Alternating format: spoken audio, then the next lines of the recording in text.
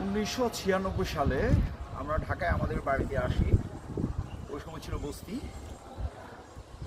ওখানে থেকে বহু কষ্টে বহু এক প্রতীক্ষা পরে বাড়িটা কোনোরকমভাবে খানিকটা কিছুটা ডেভেলপ করা হয়।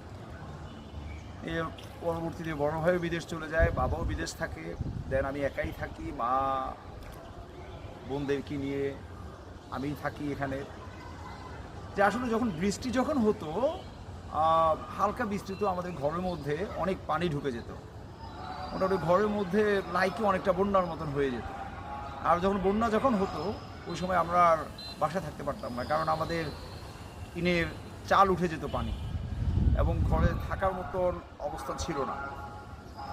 ওই সময় দেখা যেত যে পুরো এলাকা বন্যার মতন হয়ে যেত, দেন আমরা বাসা থেকে চলে যেতে হতো। বহু কষ্টের পরবর্তীতে আজকে বর্তমানে অবস্থান, আল্লাহর কাছে লাখো কোটি শুকরিয়া, অনেক কিছুর পরে আজকে আমরা একটা ভালো অবস্থানে এসেছি।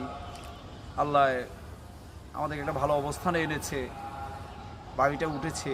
মা বাবার অনেক আশা ছিল যে না ঠিক আছে, বৃদ্ধ বয়সে নিজের বাড়িতে নিজের জায়গায় ভালো একটি অবস্থানে থাকবে, সে আশা আল্লাহ কবুল করেছে।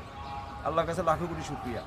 এখন বাকিটুকু আস্তে আস্তে করে যদি সম্পূর্ণ হয়ে যায় এবং হওয়ার পর মা বাবা যখন এই বাড়িতে থাকবে, মা বাবা এই বাড়িতে শেষ নিঃশ্বাস ত্যাগ করবে, দেন মা বাবার আত্মা শান্তি পাবে দুনিয়া থেকে বিদায় নিলেও, যে না ঠিক আছে যাক, শেষ অবধি নিজের জায়গায় ছিলাম।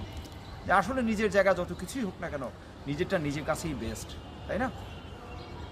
ঠিক আছে, সবাই দোয়া রাখবেন, আমার মা বাবার জন্য দোয়া করবেন যাতে আল্লাহ ওনাদের হায়াত দারাজ করে। আসসালামু আলাইকুম ওয়া রাহমাতুল্লাহ।